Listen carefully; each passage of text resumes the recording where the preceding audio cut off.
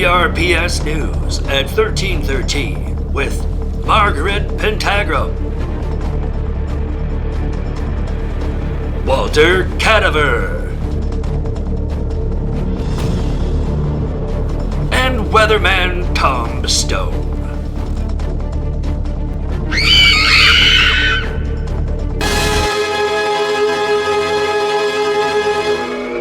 Our top story today: murders in our city are rising in numbers, causing some to panic and some to rejoice. Mr. Kruger just released his 66th album, which has soared to the 6th place on the music charts with his song, All You Have to Do Is Dream.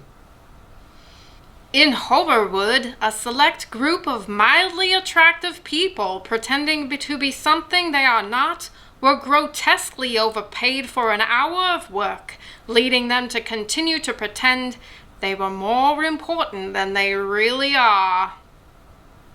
Multiple reports of foul weather have been pouring in from Tennessee. Which takes us now to the weather with our living meteorologist, Tom Stone. Tom?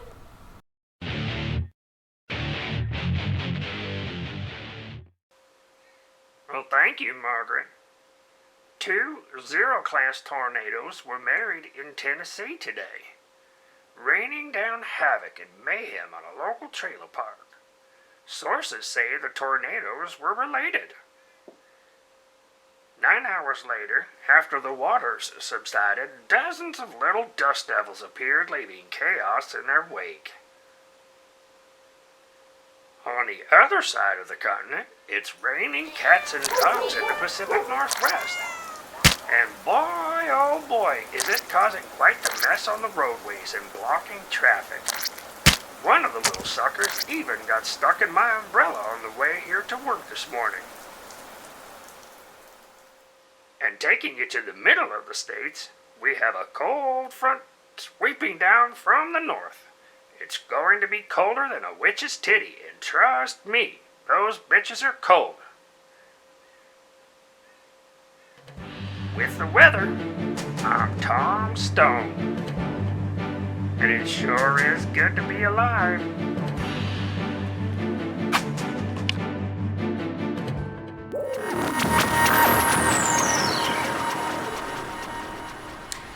That's right, Tom. Who said that the living and the dead can't get along?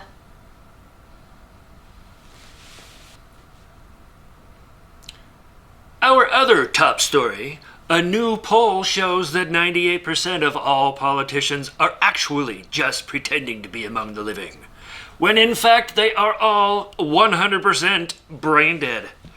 The other 2% being cardboard cutouts of actual people. Statistics, folks. You can base your whole life on them.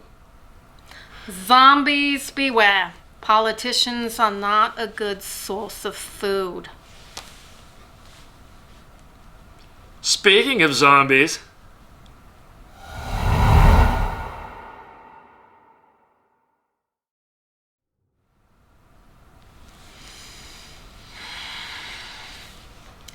here on CRPS News, we bring you the news as it happens and strive to shed darkness on the stories that others are afraid to tell. we turn now to a horrifying story that is both horrible and happening now. It's a story as old as the age-old story, reaching as far back as we can tell.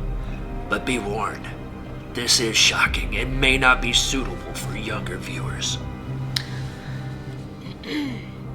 What started out as a peaceful gathering in the streets of downtown Crepesville quickly turned ugly and disturbing for one group of zombies when they were brutally attacked by a small band of the living. Unprovoked attacks like this have been plaguing the undead for what seems an eternity, causing a permanent loss of life and destroying zombie families in the aftermath. The footage we have obtained is graphic, so please, we warn you again, viewer discretion is advised.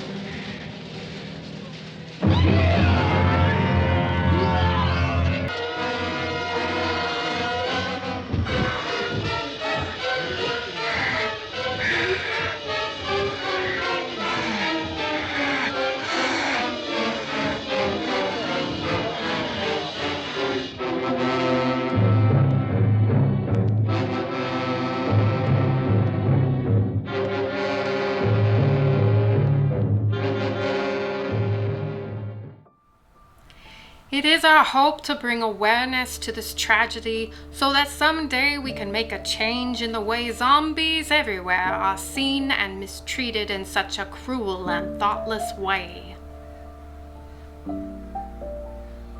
The perpetrators in these repeated attacks are still at large and have yet to be identified.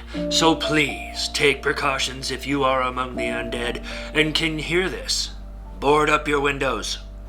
Repair your chain link fences. Fortify your crypts. And lock your cemetery gates against the living hordes causing this senseless anguish amongst the undead.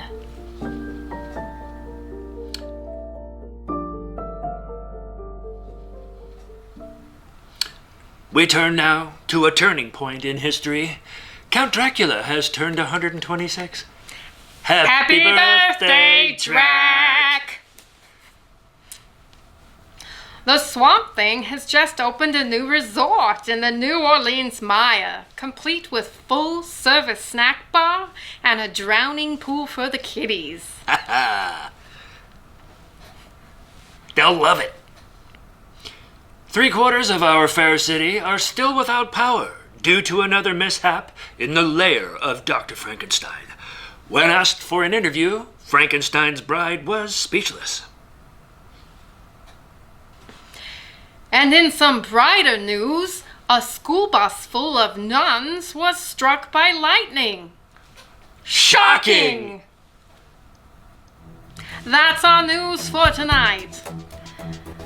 This has been CRPS News. I'm Margaret Pentagram. And I am Walter Cadaver.